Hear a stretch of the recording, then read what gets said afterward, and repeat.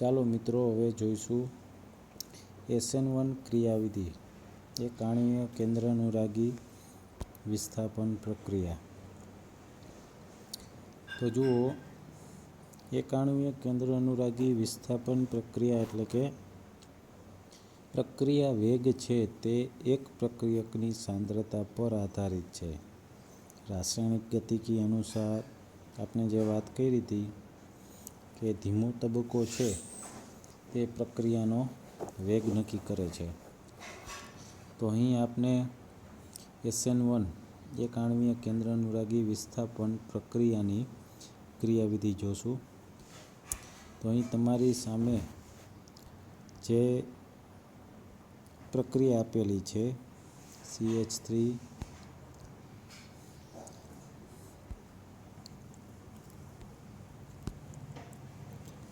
તો અહીં આપણે જુઓ કે પ્રક્રિયક તરીકે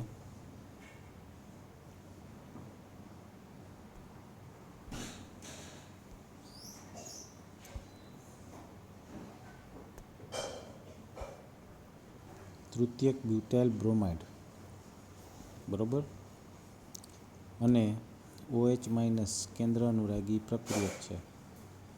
તો અહીં જે પ્રક્રિયા છે કે OH- કે જે હેલોજનનું વિસ્થાપન કરીને તૃતીયક બ્યુટાઇલ આલ્કોહોલ બને છે. હવે આપણે તેની ક્રિયાવિધિ જોઈ. અહીં પ્રથમ આપેલ છે પ્રક્રિયા વેગ કે જે માત્ર ને માત્ર તૃતીયક બ્યુટાઇલ પ્રક્રિયકની સાંદ્રતા પર આધારિત છે. એટલે આપણે જે દર્શાવી કે સંતુલન અચળાંકની જેમ જ અહીં પણ એક અચળાંક મૂક્યું છે K અને તૃતીયક બ્યુટાઇલ બ્રોમાઇડ છે. તો હવે આની ક્રિયાવિધિ બે તબક્કામાં થાય છે. આ પહેલો તબક્કો છે કે જેમાં તૃતીયક બ્યુટાઇલના CBr બંધનું અસમ વિભાજન થઈ કાર્બોકેટાયનની રચના થાય છે. તો અહીં કાર્બોકેટાયન જે બતાવેલો છે એ આપણે એક વિન્યાસ સ્વરૂપે દર્શાવેલો છે અને બંને બાજુ હેલોજન દૂર થનાર જે ખાલી કક્ષક છે તેનું ડંબેલ દર્શાવેલ છે અને Br- જે છૂટો બતાવેલ છે.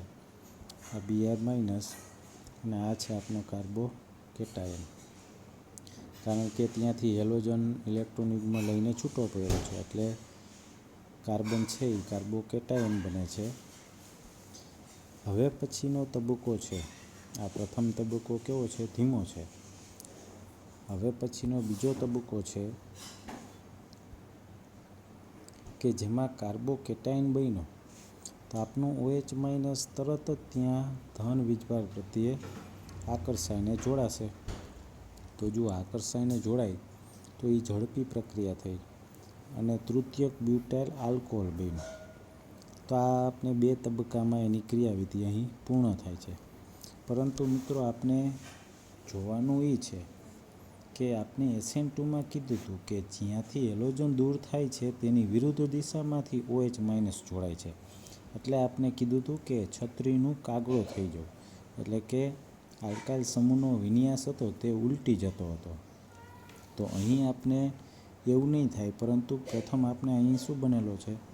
કાર્બોકેટાયન કે જેની બંને બાજુથી, જુઓ મિત્રો, આ ધનવીજભારિત કાર્બન સાથે જે આ ત્રણ મિથાઇલ સમૂહ જોડાયેલા છે તે એક ઊભા સમતલમાં હશે આ રીતના. તો આ ઊભા સમતલની, આ ઊભું જે સમતલ છે તેની બે બાજુથી OH- જોડાઈ શકે. તો આ બંને બાજુથી OH જોડાય તો પછી આપણે નિપજ કંઈક આવી મળશે. જો આ ડાબી બાજુથી OH- જોડાયેલો અને આ જમણી બાજુથી OH- જોડાયેલો, એટલે કે આપણે એનું સ્વરૂપ અલગ કરીને બતાવવા જઈએ તો આ રીતના આ જે પ્રથમ મળેલ છે, જો ડાબી બાજુથી જોડાય તો આવી નિપજ બને છે અને જો જમણી બાજુથી જોડાય તો આવી નિપજ બને છે. તો આ બંને એકબીજાના શું થયા? વસ્તુ પ્રતિબિંબ થયા. જોયું મિત્રો? એટલે કે એક પ્રકાશીય રીતે ભ્રમણ ડાબી સાઈડ આપતું હોય, દક્ષિણ ભ્રમણીય હોય અથવા લીવો હોય, તો બીજું છે એ વામ ભ્રમણીય એટલે કે એલ ભ્રમણ હોય.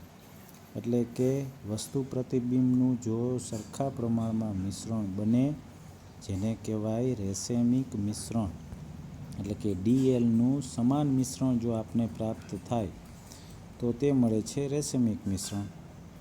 તો હવે એની ક્રિયાવિધિ જુઓ.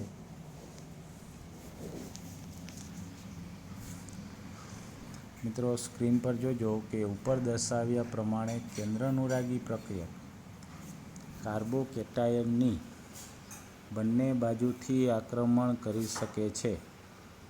જે વસ્તુ પ્રતિબિંબ છે.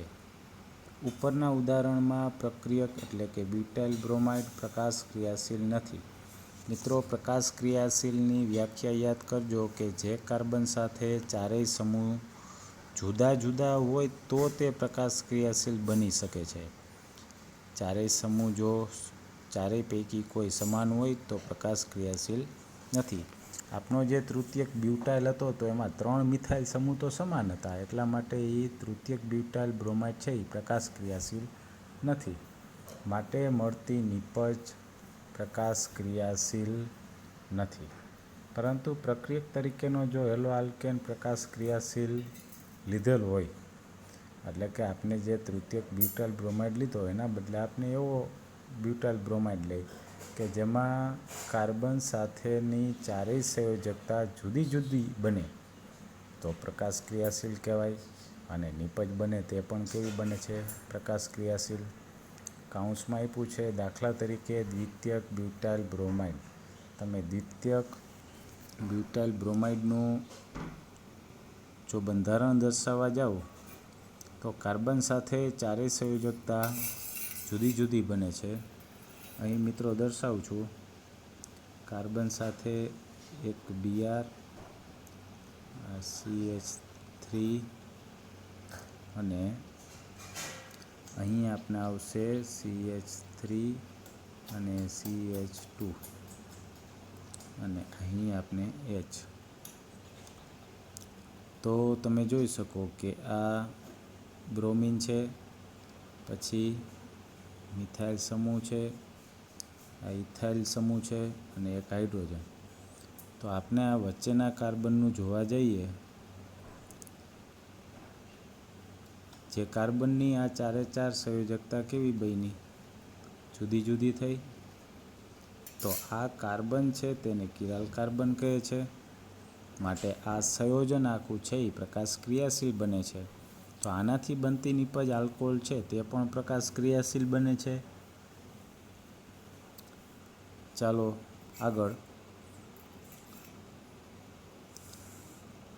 તો આ રીતના બંને બાજુથી જો આક્રમણ કરીને જે નીપજ બને છે એ પ્રકાશ ક્રિયાશીલ સમઘટકો દક્ષિણ ભ્રમણીય અને વામ ભ્રમણીયનું સમાન પ્રમાણ મળે છે, એટલે કે 50-50%. અને જો આ 50-50% મિશ્રણ બને તો તેને રેસેમિક મિશ્રણ કહે છે. ચાલો હવે આગળ. પ્રક્રિયાના આ બીજા તબક્કામાં કાર્બોકેટાયન ઝડપથી કેન્દ્રાનુરાગી પ્રક્રિયક સાથે જોડાઈને નીપજ આપે છે. તો મિત્રો પહેલા તબક્કામાં જે કાર્બોકેટાયન બન્યો, હવે એ કાર્બોકેટાયન બનવામાં પ્રથમ વાર લાગે છે.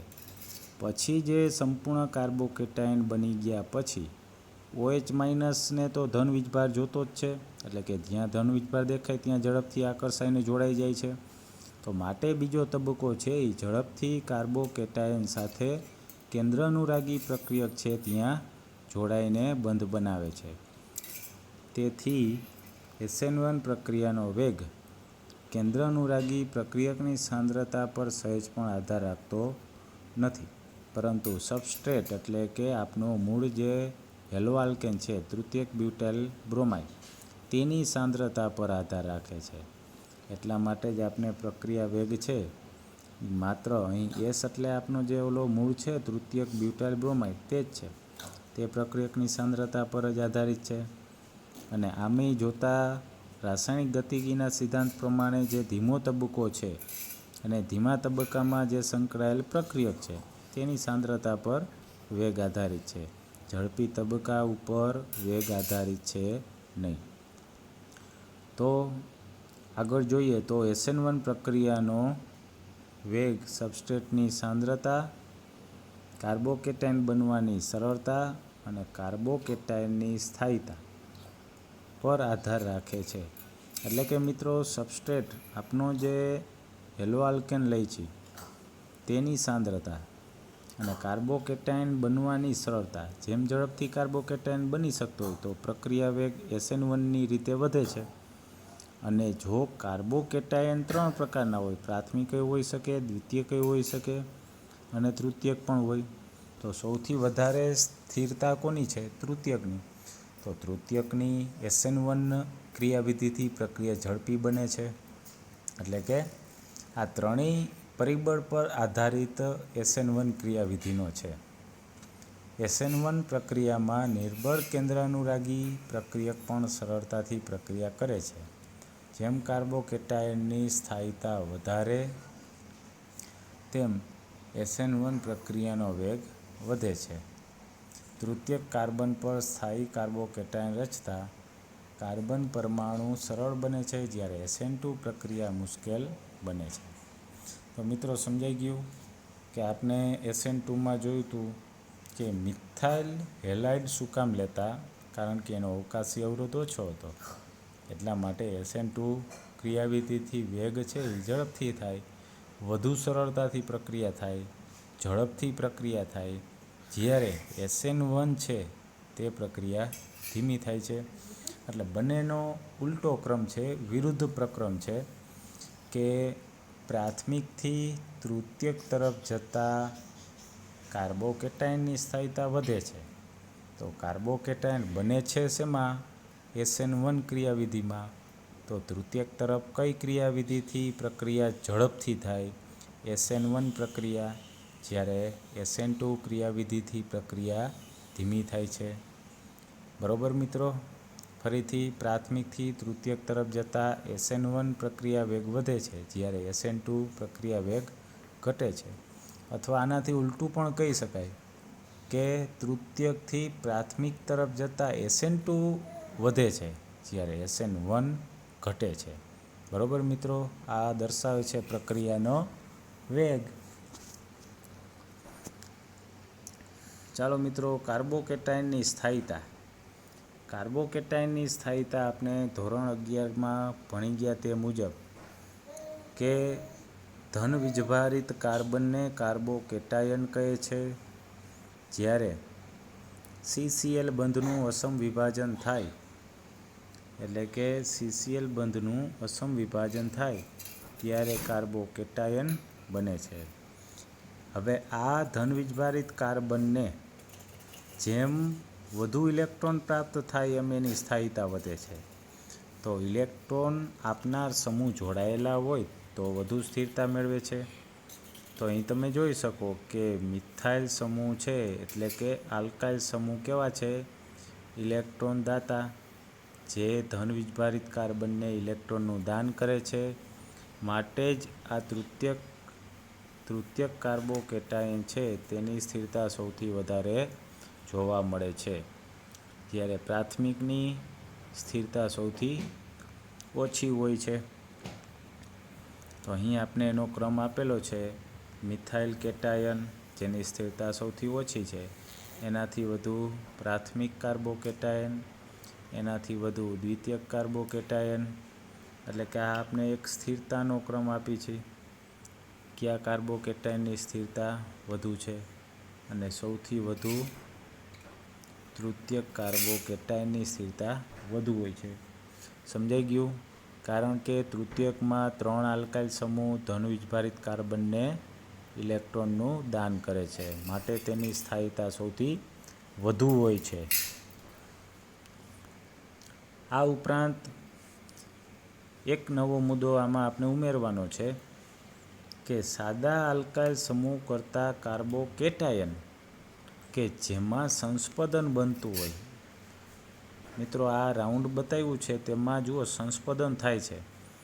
અહીંથી દ્વિબંધ છે તે એરો દર્શાવેલ છે તેના તરફ સ્થાનાંતર પામે તો બીજું બંધારણ આવું મળે છે. એટલે કે મિત્રો એવો કાર્બોકેટાયન કે જેની અંદર સંસ્પદન શક્ય છે, સંસ્પદન થાય છે, તો એવા કાર્બોકેટાયનની સ્થિરતા સામાન્ય આલ્કાઇલ સમૂહ કરતાં પણ કેવી હશે? વધારે હશે. એટલે કે બેન્ઝીન છે તેમાં પણ સંસ્પદન થાય અને આવા દ્વિબંધ ધરાવતા સમૂહ હોય તો તેમાં સંસ્પદન થાય છે. આવા જ્યારે કાર્બોકેટાયન બતાવેલા હોય તો તેની સ્થિરતા સૌથી વધુ હોય છે. ચાલો મિત્રો, આગળ હવે નેક્સ્ટ લેક્ચરમાં રાસાયણિક પ્રક્રિયાનો અભ્યાસ કરશું.